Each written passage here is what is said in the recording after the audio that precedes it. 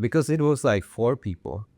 Like people would be probably very interested to have some, say, ownership or like governance into it. Like the city would not be able to shut it down.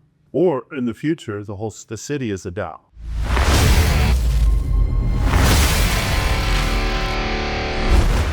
Welcome to the INNOVAT3 Podcast. I am your host, Ted Haas, and I'm here with my buddy Puncar, the author of this amazing book, How to DAO.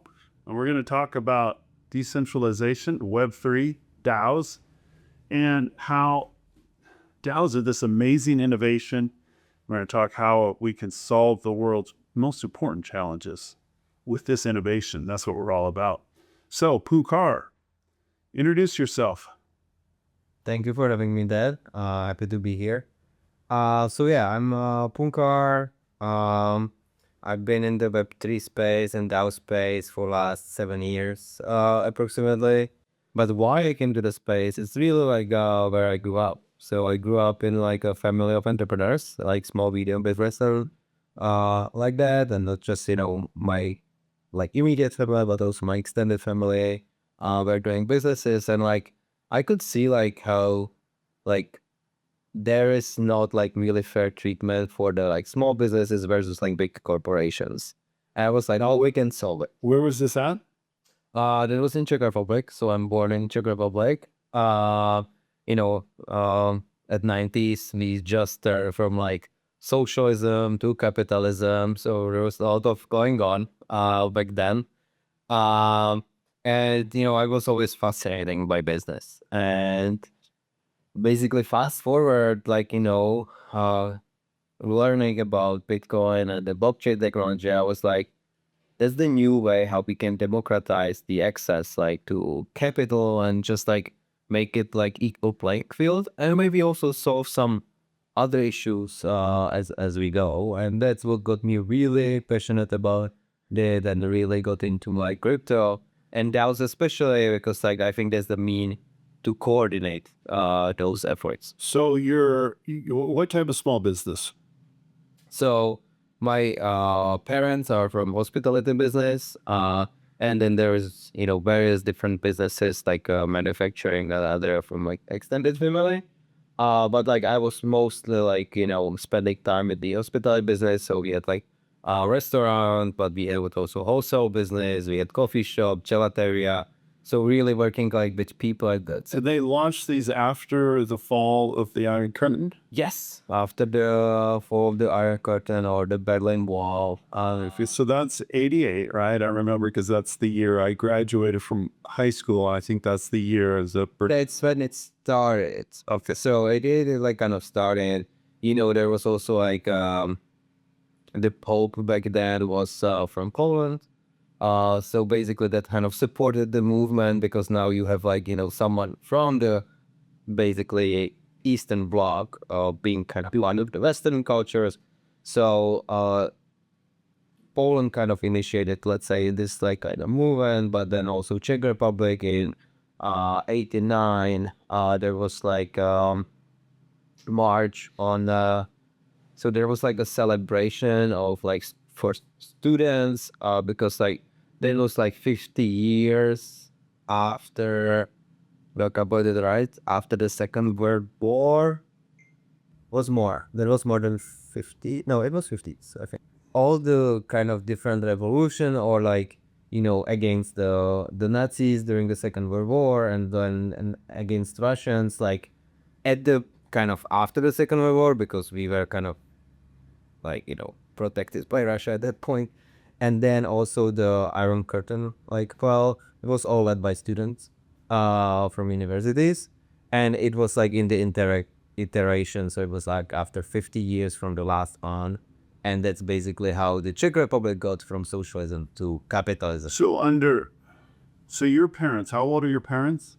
My parents were, well, how are they now? Now they are 67 and 50. Well, I don't want to be quoted on this one.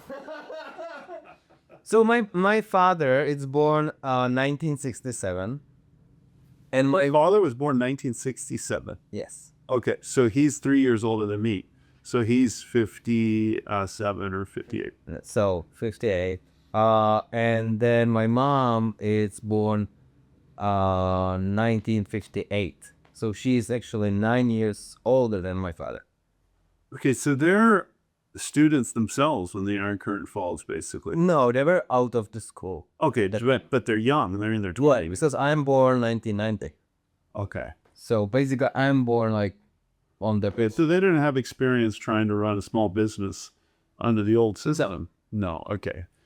But under socialism, was there any small businesses? The government owns everything, right? How did that work? It's correct. So basically, there is this like 5-year program plan.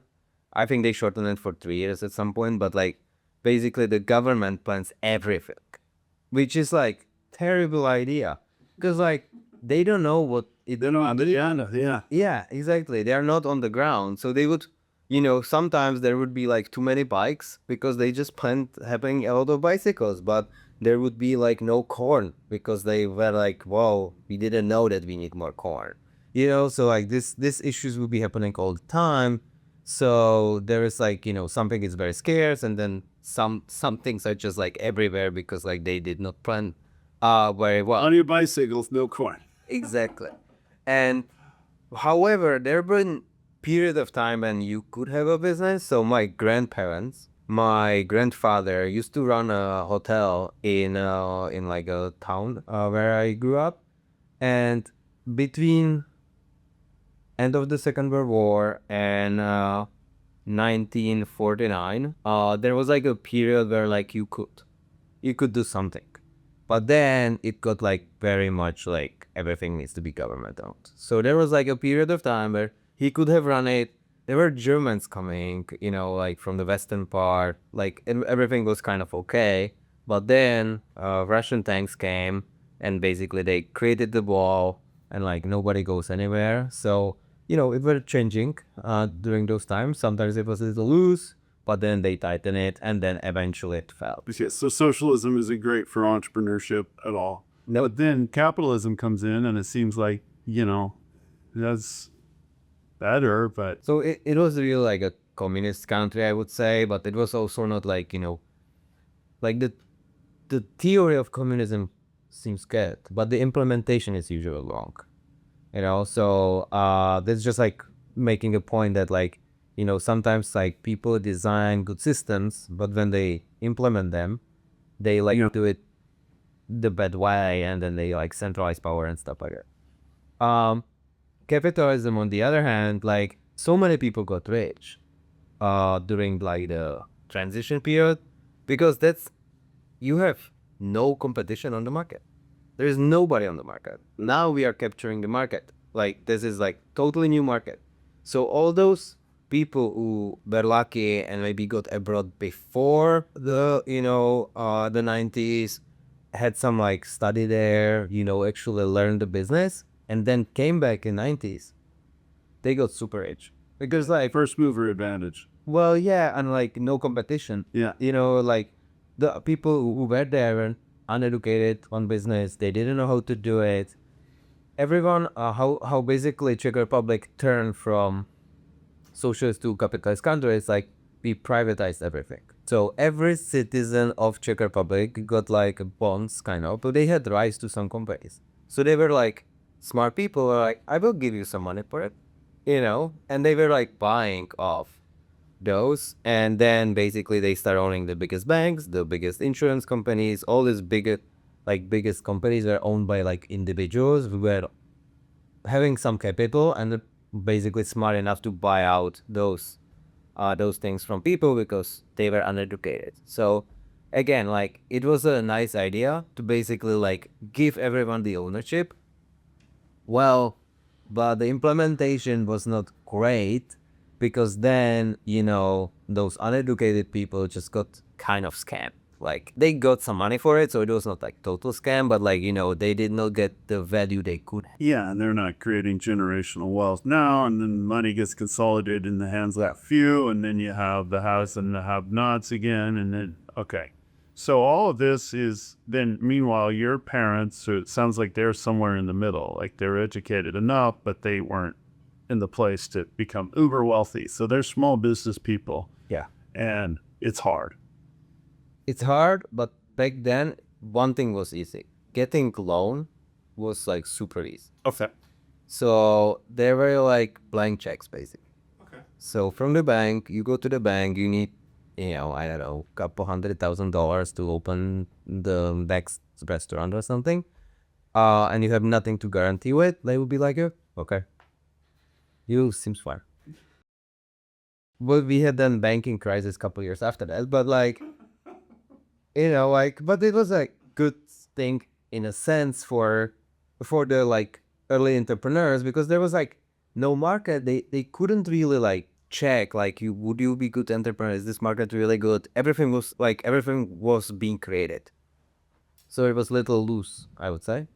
So they actually start like my father was like, big vision guy. So he started like for the town he was, or like small city, like the whole complex basically. There was like restaurant, there was a pub, there was a coffee shop, there was apartments, there was the like nightclub, like It's a little village. so basically like you can entertain yourself for the whole weekend there, like you don't need to leave, and it was great, it worked perfectly. But also now we are getting like the disadvantage of like small business, like you don't get enough support from like things you don't know. Means like legal stuff, it like financial, like accounting. He was not accountant or lawyer. He was like the business guy, the like, I know what I want to give to people. But then the city itself closed down the whole the whole complex because of envy.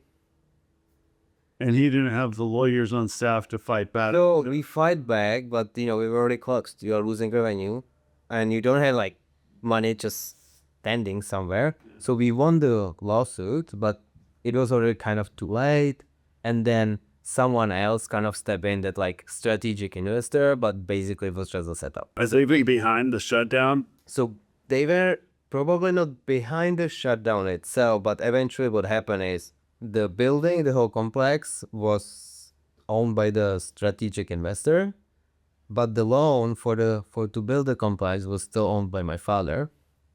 So he had no business, he had debt, and he had to start again. So that was kind of the story. So he bankrupt probably like 3 times in his lifetime. But now, like, I would say he's successful, but because he loved. So all this is, you watching it is all informing your career.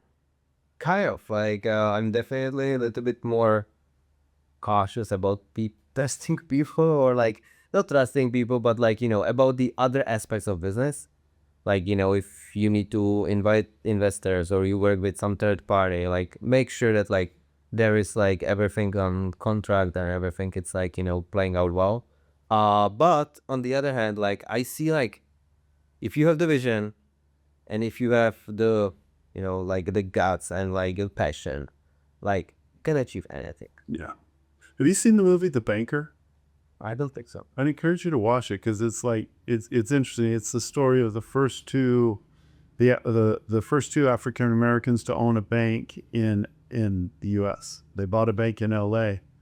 It's interesting. Like it really informed. Like it's a similar time frame, and you're there Czechoslovakia post. Yeah. Not a different time frame. That was much earlier. But it's interesting, the same issues in America, totally different system, that you guys are facing. So you believe DAOs are a solution to this, or maybe not the silver bullet, but Yeah, it's never the silver bullet, but like I think it can improve. So, a couple things like where those companies struggle, it's like first they don't get the support of the other basically companies around, and like like maybe the accounting, maybe the legal and stuff. DAOs are more like a network of companies, so it's easier to cooperate and partner up with like trusted companies within to kind of complement your own skills. So that's like one of the things where I see like the community driven and also like network driven ecosystem can be helpful. So for just to tie this to this case, it's like, there was this complex and there was like this shutdown. So one of the solution would be like if you have more support how to deal with the shutdown from someone experienced, like, and there is in this trusted environment, there might be. So, like, if a DAO had been in place, the DAO, like, you could have given basically ownership to a whole community. The community would have owned this. Now you have the resources of the community. And now when they come pick on your dad, they're also picking on a guy who happens to have a brother who's a lawyer, Exactly. So there is like two things. I was like more like leaning towards one solution, which is like network of DAOs which work together. So you pick up on one DAO, but you can like connect with the other DAOs to like fight the system as a network. However, your idea, it's great. Because it was like for people. Like people would be probably very interested to have some, say, ownership or like governance into it. For example, if you want to change menu, you would like maybe run it from the governance. I don't know. But then because they would feel like it's partially theirs, like the city would not be able to shut it down. Because you're shutting down something what your own constituents. Wow. Yeah. Or in the future, the city is a DAO, and the tools. So the tools are self-governance. So there's not some people with, a secret agenda behind closed doors who are jealous or whatever. It's forced to be done in transparency, and you have to get consensus. And it's all, it's what democracy is supposed to be. Yeah. And like democracy is definitely the best solution we have for the long term. Like, that people can like see what is going on, how decisions are being made, and like being very transparent and like predictable about that. Just one thing to also like adds to it, it's like, but leadership is still important. So someone needs to lead this city, someone needs to lead the establishment, someone needs to lead the company. So like it's not a leaderless, like DAOs are not leaderless kind of systems. They still have a leader, but they're more democratized and transparent than any other. Yeah. So I'd love to talk through some more scenarios of how DAOs are going to save the world or help the world make better. But why don't you've written this book, why don't you like imagine I'm your grandfather, explain what a DAO is with someone who has very little knowledge. DAOs are evolution of organizations. So we have like different way of organized during, since like hunter-gatherer era to like, first cities and, and then like we gather as a nations and then we like created like the newer concept, which is like companies. So, there are different organizations and coordination mechanisms throughout the history, and DAO is the evolution of it. So I would say, don't think about it as something like totally different. It's very similar. We are still coordinating people towards some common goal. However, we are using modern technology to be able to govern it very transparently and also transfer value between the members.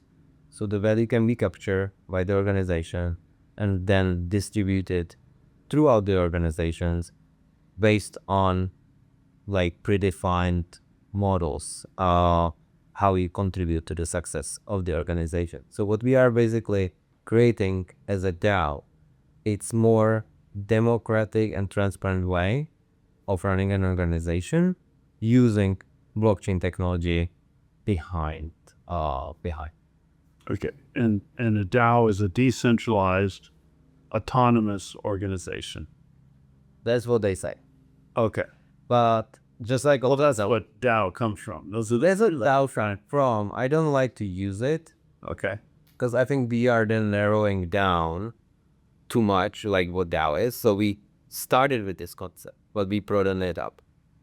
So we started with this decentralized autonomous organization, which was generally only organization to govern a protocol. There was like almost sole purpose for that type of organization, like governing some like blockchain protocol. So it's very technical, very automated. But now DAOs are like to fund public goods, to solve housing. So the models Okay, so give me some examples that are working, that are out there, that are solving real world issues. Yeah. So just like to the point, like, now like the decentralized autonomous organization might not be the best like blanket description, but it's like that's how we started, and now we are just using blockchain technology to solve real world problems. One, so I work at Gitcoin. For the listeners, is like biggest project for funding public goods and open source software in Web3.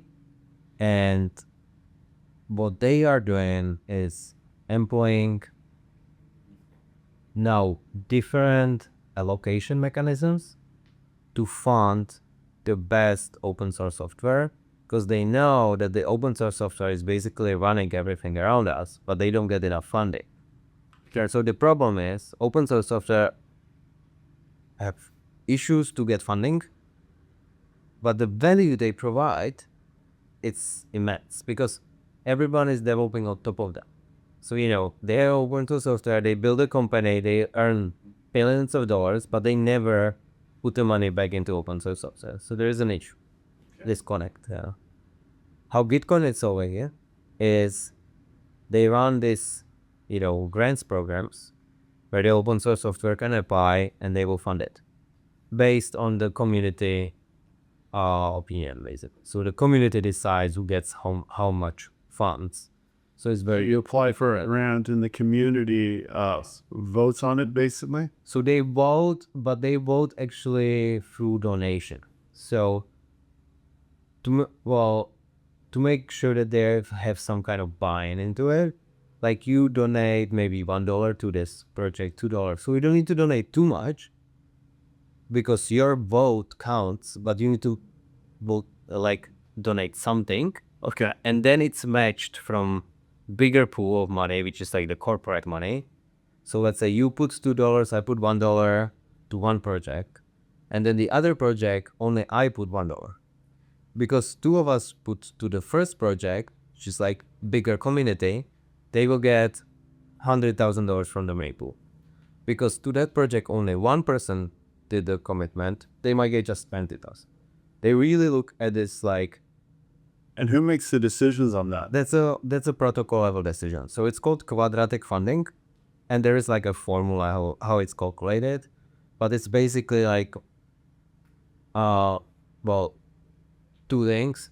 One, it's like how many people contributed and how much. Okay. So that's like the quadratic version, and like the how many people, it's like more important. Let's say. So it's really community though. Fair. So they have a protocol for allocating the capital, which is governed by the DAO, which is like developing those protocols. And because it's a DAO, why it should become a DAO? Because they don't want to be opinionated about who should be getting the funding. They should be very decentralized organization. Sure. Because like the funding, it's not their decision to be made, it's the community decision to be made. So like it really fits together like the purpose and the way how to govern. And now just like newer concept like we discussed recently, it's like this like funding of open source software through DAO can be automated. So as I said, like you have the open source software, you have the company built on top of it. If the company gets revenue, if we all work on chain, there can be a programmatic way of you can use this open source software for free. It's open source. However, if you start earning revenue, that revenue should be channeled back to build the or some sort of that, right? Like some else. Like depends on how much value you provided to the overall ecosystem. There can be something channeled back, and like the technology is now there. You can transfer value very easily. You can program money to behave like that. It's just like on us people to decide that this is the right thing to do. And I talked to my friend yesterday from Decent Labs, which is a DAO tool, and they are actually planning to do right that.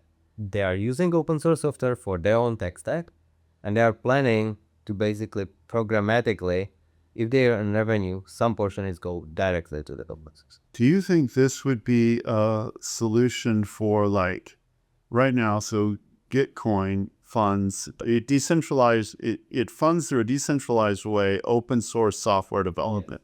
Is it Web3, AI, or any type of open source software development? Well, it's mostly Web3, like most like crypto open source software, but doesn't need to be per se. Okay, so if somebody had an exciting AI application and they wanted to develop, they could submit for a grant. Yes. And then when they submit for a grant, then they go on a campaign and they get GitHub members to contribute, right? Yes. So maybe if I believed in this project and I told my friend to go, this would be a place, then I would want to join the GitHub DAO. Can anyone join the GitHub DAO? So Or is it already filled? The Gitcoin, I mean, yeah, not the GitHub. Gitcoin. the Gitcoin DAO, basically anyone can buy the GTC token and be part of the DAO and vote.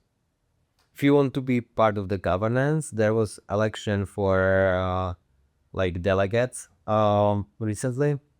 There was 5 delegates picked. I was 6th. So I'm not delegates to Gitcoin, unfortunately. Man, yeah, and your number 6 just missed. Huh? Just me. Oh, wow. I know. How did they vote? Is it similar voting to the way, like, do people have to give money to vote? Like, No, this is the holders of the GTC token basically vote on like the top 5 delegates, or like there was like and how does that work? Every GTC holder gets one vote, or you get one vote per coin? one vote per token. Yes.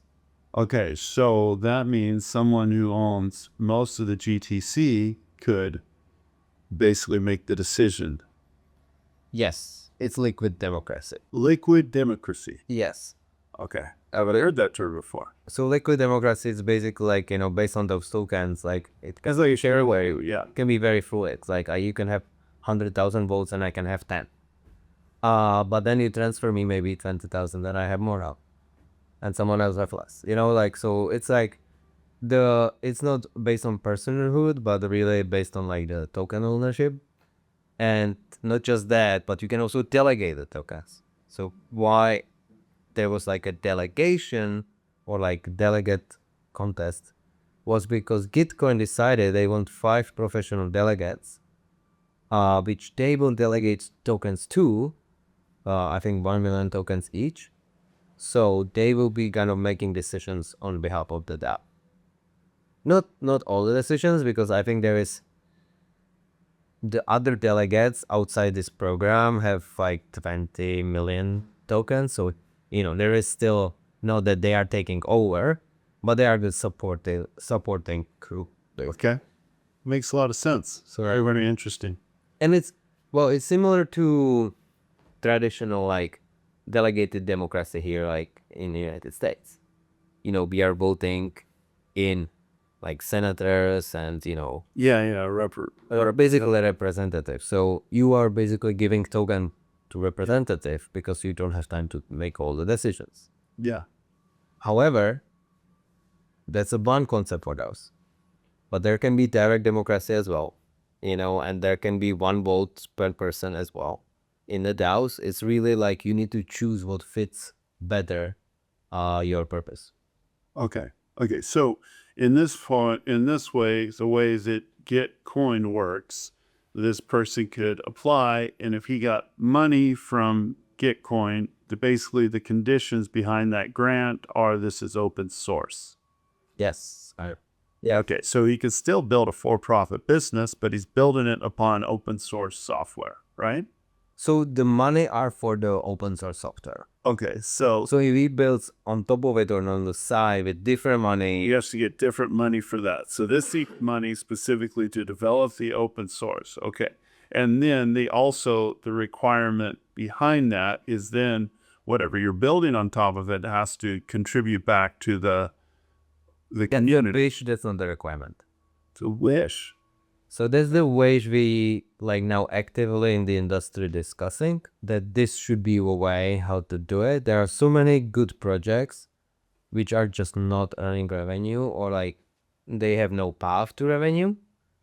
and there are, projects which are using those kind of open source tools or something, earn tons of revenue, but never channel back. And how we can connect those two? Like they have extra capital basically, and those who are missing it, but those are providing big value for those. So how we can like just like connect those two? So Okay, interesting. So I have a question, a scenario. How could this then be translated to, I mean, right now, this is all happening on chain. How could this be translated to like how we allocate money for housing, for affordable housing, for example? yeah, Or could this be applied to education? Like we all pool our money as a society, and then we've elected people and appointed people, and those people hire people, and these people educate our children. Okay. And could this be applied to that? Could this concept be applied to that? And should it? Would it improve it if it was? Should our public schools become DAOs? I'm a big supporter that everyone should become a DAO. My co-author Kevin, it's more like on the side like you should become DAO only if it make real sense to become a DAO. But I'm more like, there is no harm of being a DAO. There is no harm being on a chain. Like there is like we can just use stable coins, which is basically a representation of US dollars. So you would be like the same organization in a sense. You just, instead of sending like wire transfer, you send crypto transaction with the same dollars. So like it can be as simple as that. Except you can't. You have to remember this very long passkey.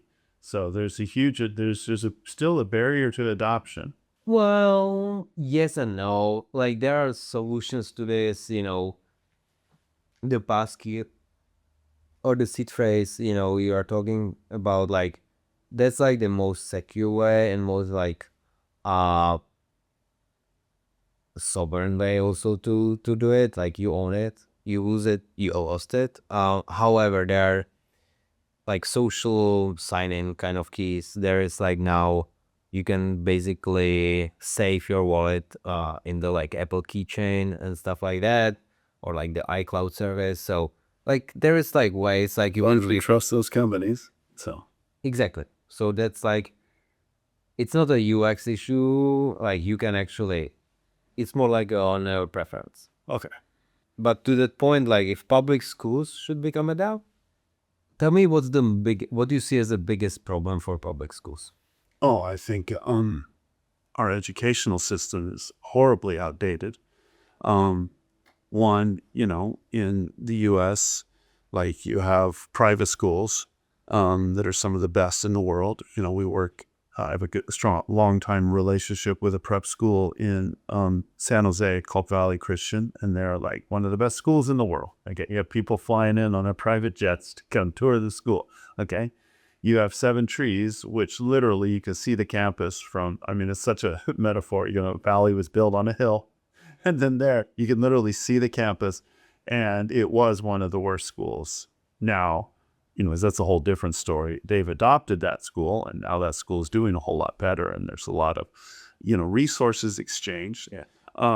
You have our educational system was built around an antiquated model, like even the fact that you have two months off in the summer, that's not for educational purposes. That's so the children can go work on their parents' farms. I mean, that condition doesn't exist anymore.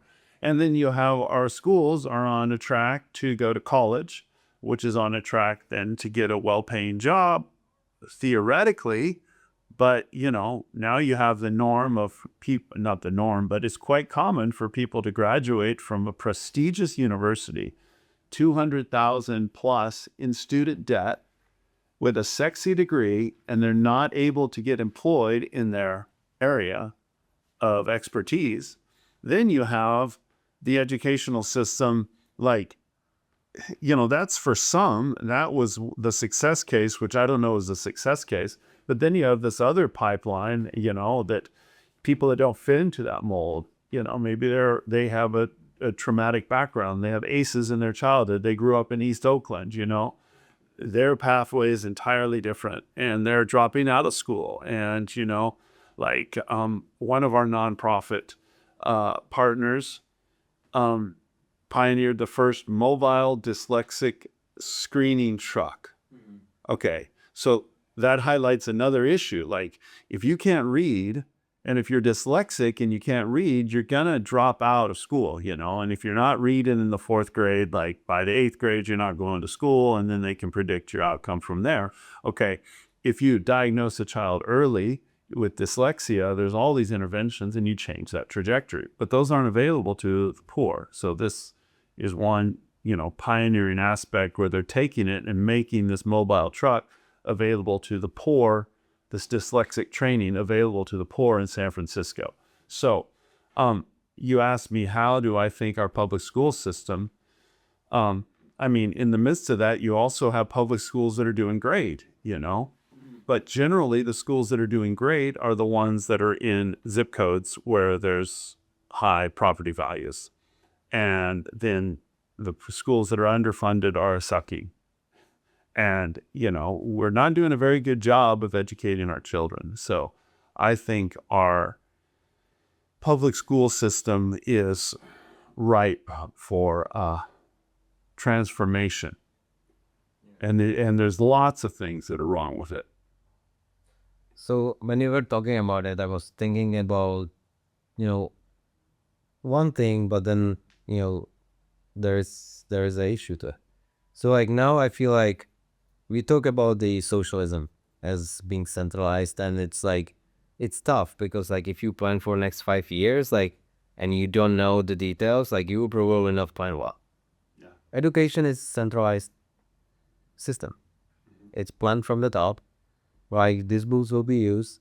This is like when people should be like children were going to school, where should they have vacation or like the break, and like everything is centralized and centralized plan.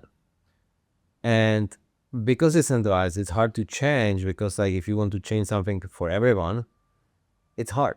Like it's like a big transformation. Like nobody wants to do it because like it's just like too much work, and we are not sure about the outcome. So I feel like DAOs, or like in general, like networks can break this down. So we create a system where those schools will be more independent. You will still need to like maybe, have some standards and, something like that. Like you cannot just like go loose, but they will be more connected to the environment, more connected to the businesses. So the issue, like you cannot get the job from the school, should not be happening. There should be connection. Like there should be like the schools should be working towards getting the people to the marketplace, So I think like overall the ecosystem is changing of the organizations, where we are going from like big corporations, centralized government-owned, government-run entities, towards more smaller businesses and decentralized kind of like networks, where like everyone is a little bit more independent. It has its own leader, which are passionate about what they are doing, and they are taking it as theirs and run with it. Some things I see with like big corporations, and we can then tie it back to schools. Like if you have middle management, they don't really care about the company.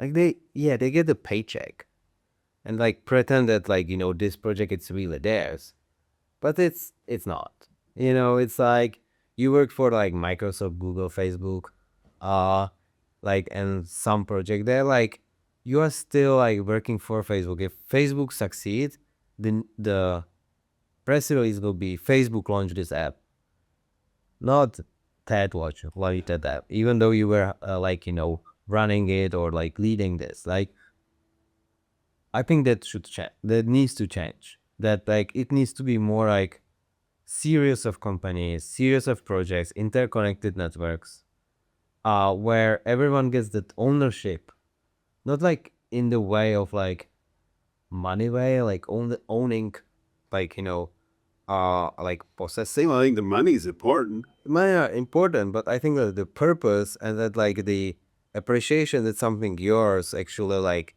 succeeded it's like even more important. You know, like just like that kind of association with it. I think it's good for like just humans as we are. We like our stuff, kind of thing. Like if our project is good and stuff like that. If we tied it back to schools, now if like we can have the school being more independent, they might be more motivated to be better and at like better. But like kids teach them better. You know, they're like if they have more inherent motivation, maybe there can be like more things happening. However, what I wanted to the second point to make is you said the schools in good districts or like rich districts are better than the schools in like the poor districts. You know, I don't know how to solve for this as of now because well, here's something that's interesting. Um, they did a study on this. I can't remember, I can't cite it right now, but you tend to think that, well, that's a self-fulfilling prophecy, okay? Because in this district, in this neighborhood, you go to this school, if the school's good, the property values go up. Teachers go there. When you compare those schools as to why this one is better, it's not necessarily that the teachers or the administration are better, but the involvement of the parents is what is making that whole school better. So it's almost like a self-fulfilling prophecy because one, you're selecting the parents that are highly motivated, that are sacrificing significantly to put their kids there. So you're attracting these highly motivated parents, and you're also attracting those with higher wealth. Then, the whole PTAs and all that, you have the parents that are very, very involved. And, so it just feeds upon itself, which is very interesting because now if you could create a similar sort of feedback loop, yeah, around schools, around all the schools. and basically what they are saying like the community involvement, like the decentralized governance almost of the school matters. Oh, absolutely. And like, yeah, you're right. And like, but then they are the same problem. Like, if those districts which are not interested, because they don't have a good, well, I think it's also they don't have good experience with like school system itself. They just like gave up on it. Would they want to be involved? You know, how we incentivize people to actually be involved in it and make it better. Yeah. Yeah. And then like Valley Christian, I'm speaking about them because I know about them. I know Clip Doherty, who's kind of the founder, his heart was very much to see educational lifted up, And Valley is a Christian school, and he believes that excellence brings influence. But they started this thing, like he built a personal relationship with the principal of, or the superintendent of Seven Trees. And then they started sending students there to tutor. And the Valley students who were, very gifted and all these different things came in.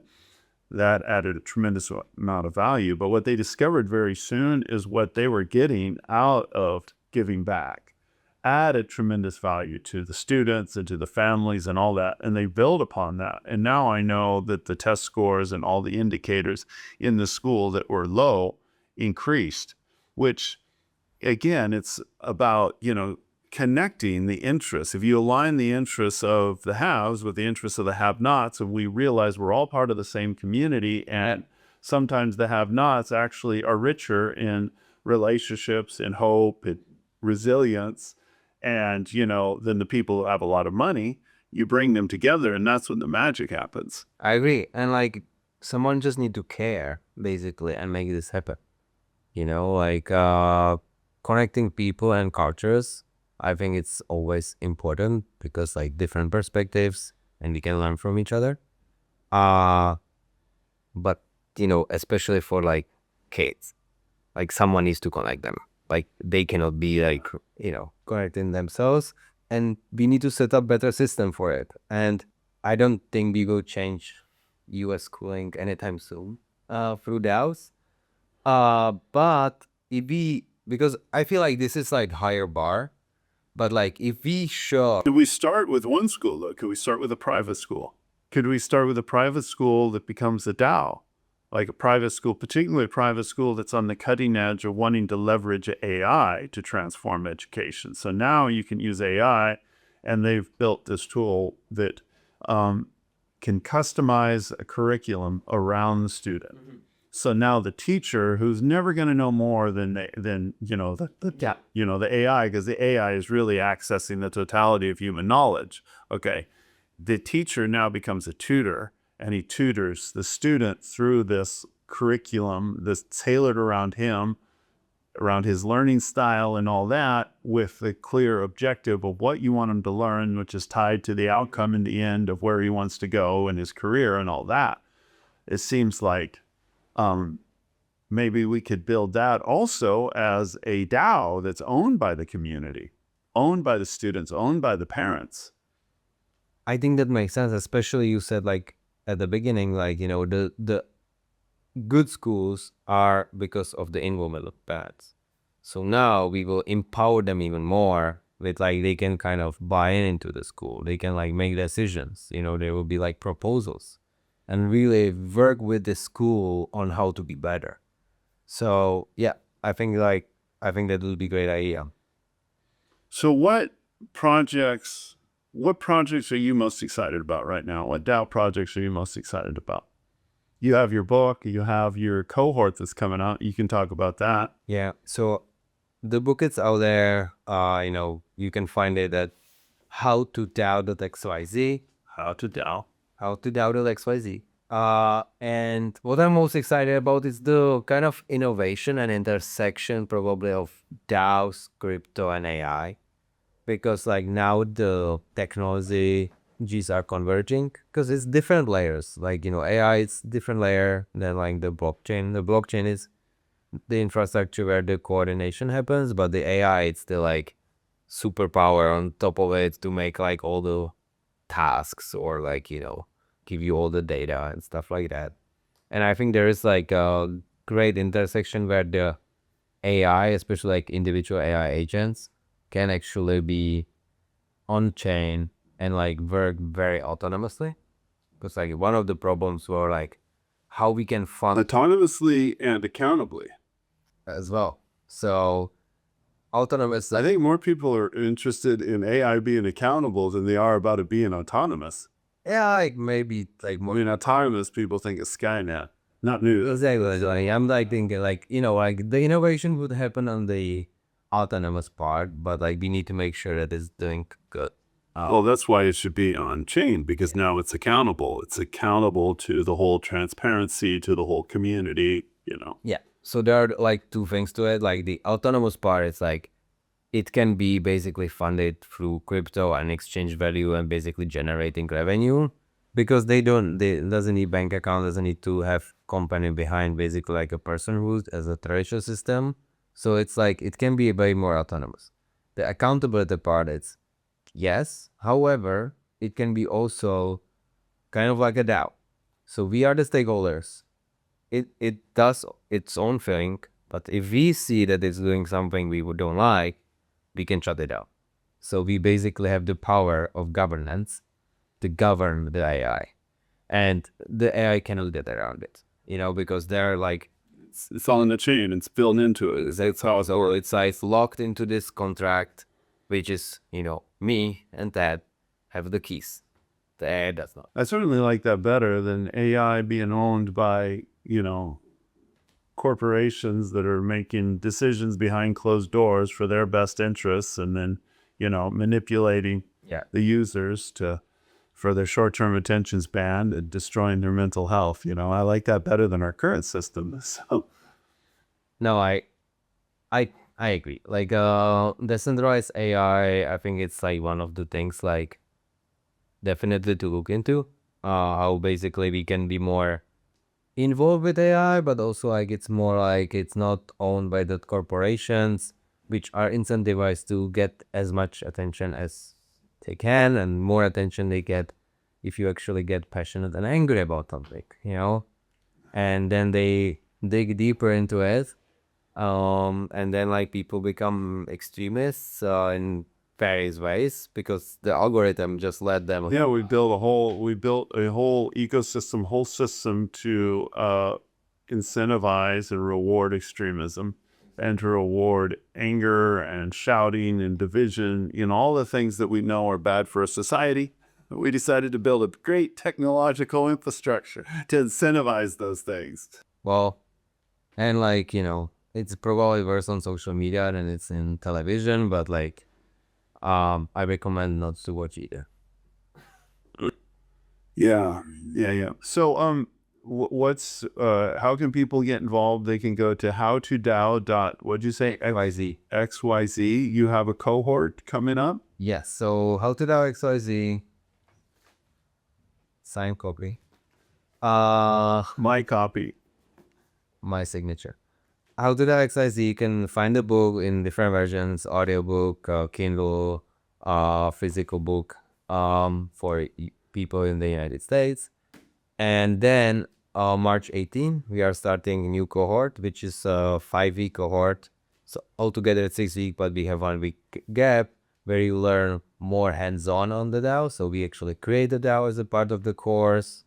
We create a governance structure, we vote on stuff, and we also have like case studies and everything around it. So really, if you want to get inspired and know what DAOs are, read a book.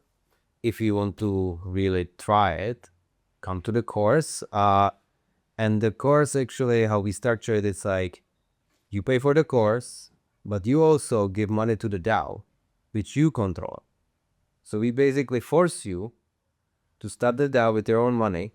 So you have buy-in. You can actually start caring about the DAO, and you work with. Start your own DAO.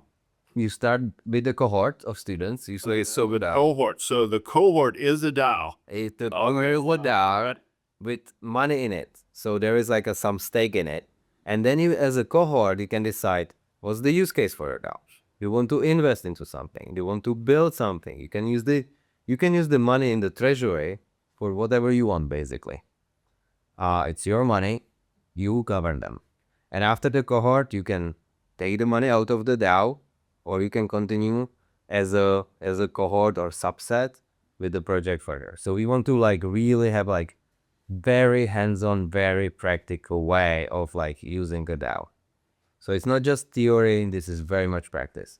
I think that's very much the future of education too. Hands-on, practical, a distinctive outcome, a defined outcome that's positive. All right. So any closing thoughts? Well, I think DAOs are the future. And if you want to stay at the forefront of innovation, you should definitely explore them. Know at least like what they are about, because they will be here to stay. And, I'm happy to answer any questions if your listeners have. I can be found on Twitter at Puncar H2D. On any other social media, I can be found as well, just at Puncar. Puncar. Wow, that's a great name, great social media handle, and wonderful. We'll put that in the show notes. So thank you so much. Thanks for joining us, and thank you for watching and listening. And hey, let's work together. Let's innovate. Let's use DAOs, Web3, AI to solve the world's most important problems. And hey, if you enjoyed this show, subscribe, share it with your friends, and check out our other episodes. So again, thank you so much for joining me. Didn't get that. Was good. Sweet. Loved it.